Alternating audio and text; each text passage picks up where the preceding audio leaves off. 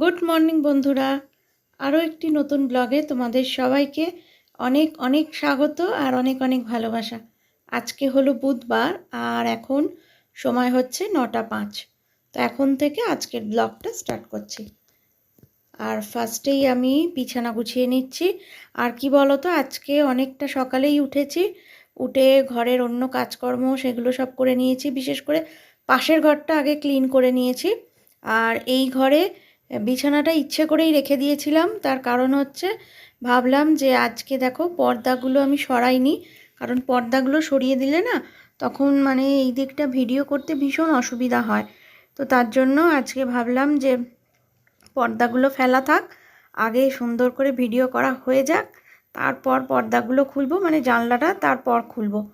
তো সেই জন্য আর না হলে কি বলো তো, এই দেখো একদম এই দিক থেকে সুন্দর করে ভিডিও করা যাচ্ছে, না হলে না খুব অসুবিধা হয়, পুরো অন্ধকার ওঠে ছবিটা। তো যাই হোক, এখন মেশিনে অনেক কাঁচা ছিল, অনেকগুলো কাঁচা বারান্দায় রেখে এসেছি, আবার অল্প কয়েকটা রয়েছে, সেইগুলো আবার বের করে নিয়ে গিয়ে সব একসাথে বারান্দায় রাখবো, রেখে এবার শুকুতে দেবো। তো অনেকগুলো কাঁচা কালকে কেচেছি, গতকাল রাত্রিবেলা। তো এবার এগুলো সব নিয়ে গিয়ে একসাথে জড়ো করব, করে তারপর শুকুতে দেবো।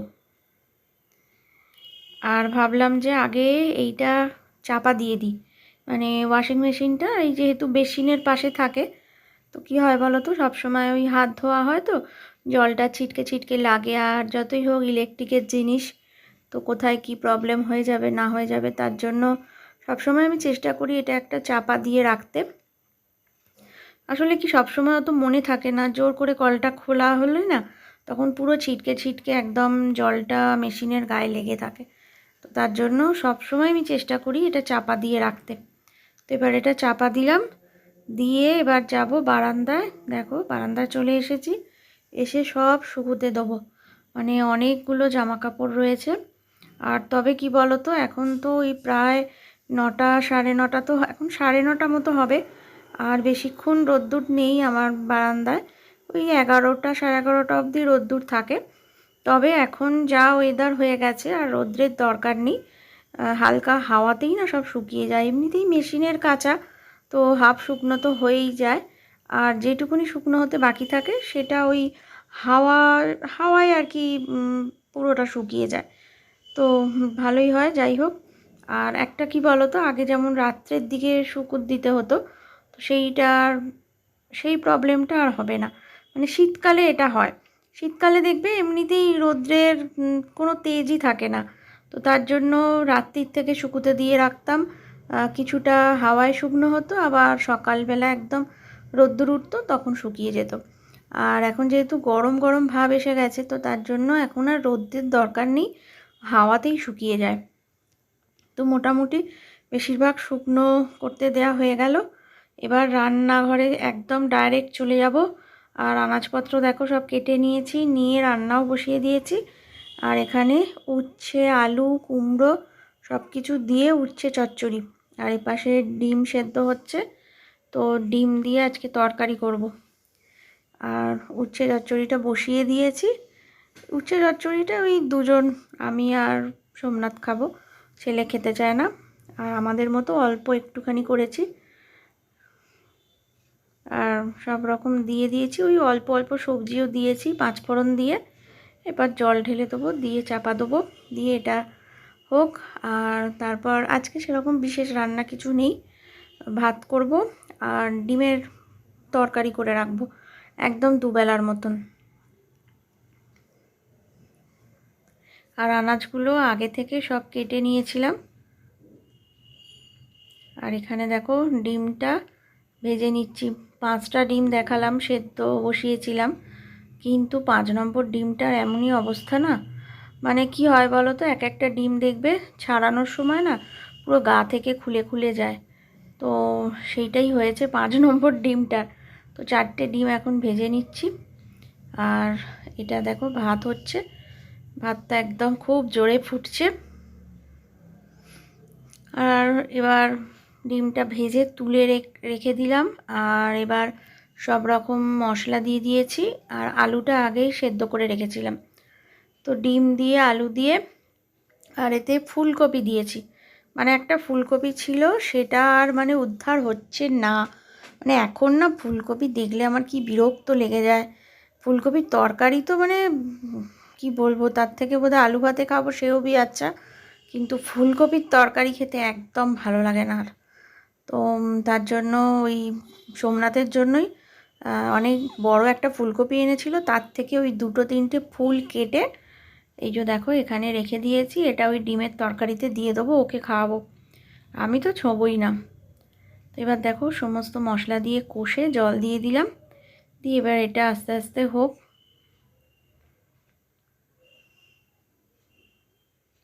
আর ডিম ফুলকপি সব দিয়ে দিলাম, দিয়ে এবার গ্যাসটা বা গ্যাসের টেবিলটা একটু পরিষ্কার করে নেব, নিয়ে তারপর স্নান করতে যাব।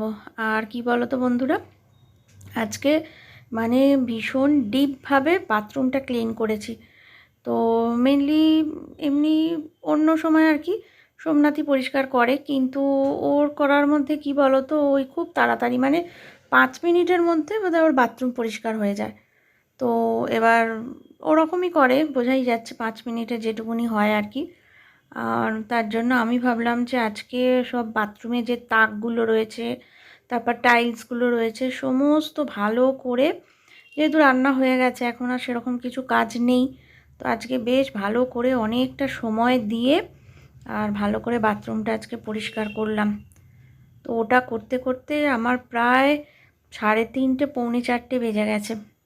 তারপর খাওয়া দাওয়া করলাম, মানে খেতে আজকে অনেকটাই দেরি হয়ে গেছে, প্রায় 2 ঘন্টা আমার বাথরুমে কেটেছে আজকে। যাই হোক, আর বাথরুম পরিষ্কার করার পর তারপর একটু মাথা ঘষলাম, তো অনেকটা টাইম ওখানে গেছে। গুড ইভিনিং বন্ধুরা, এখন সময় হচ্ছে 7:30 বেজে গেছে। তো সেই বিকেল থেকে, বিকেল বলবো না, তখন প্রায়, হ্যাঁ বিকেলই হবে, প্রায় 4:45 তো হবে, না 5টা বেজে গেছে। তো তখন থেকে ছাদে গিয়ে এই ছোটো ছোটো রিলস বানাচ্ছিলাম, রিলস বা শর্ট, তো শর্টস বানাচ্ছিলাম। আর কয়েকটা ইউটিউবে শর্টস ছাড়লাম। আর তোমরা দেখে বুঝতেই পারছো, এ দেখো সাজগোজ করেছি, শাড়ি পরেছি, আর শাড়ি পরে শর্টস বানাচ্ছিলাম। এখনও চা করা হয়নি, তো এবার চা করব, চা করে খাবো, আর ছেলেকে দেখি কিছু খেতে টেতে দেবো। আর যাই হোক, তো যেহেতু একটু সাজগোজ করেছি তাই জন্য ভাবলাম যে একটু আজকে ক্যামেরাটা অন করি, নাহলে একদম তো সেই ক্যামেরার পেছন থেকেই কথা হচ্ছে কদিন ধরে, একদমই সামনে এসে কিছু কথাবার্তা হচ্ছে না। তো যাই হোক চলো, সাজগোজ এবার সব মানে শাড়ি টাড়িগুলো এবার চেঞ্জ করে নেবো, নিয়ে চা বসাবো। অনেক বাজে, 7:30 বেজে গেছে। চাটা বসিয়ে তারপর মানে আজকে যে ভিডিওটা ছাড়বো সেটা এখনও ছাড়া হয়নি, মানে যে ব্লগটা ছাড়বো, তো আবার সেটার প্রস্তুতি করি। তো চলো এখন চাটা খাই, খেয়ে নিয়ে আবার পরে আসছি।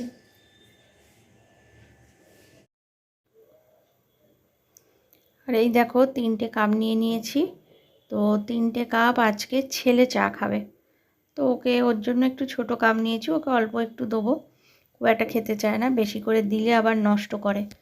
তো আমাদের দুজনের জন্য বড় বড় কাপ, অনেকটা বেশি বেশি চা খাবো। আর ছেলের জন্য একটা ছোট কাপ নিয়েছি, তো সেটাই আবার অনেক সময়ও খেতে চায় না, বলে খাবো, পরে আবার দেখি হয়তো খায়নি বা একটুখানি খেয়ে রেখে দিয়েছে। যাই হোক দেখো, গরম গরম চা এখন ঘরে নিয়ে গিয়ে বসে একটু চা খাবো আর একটু রেস্ট নেবো।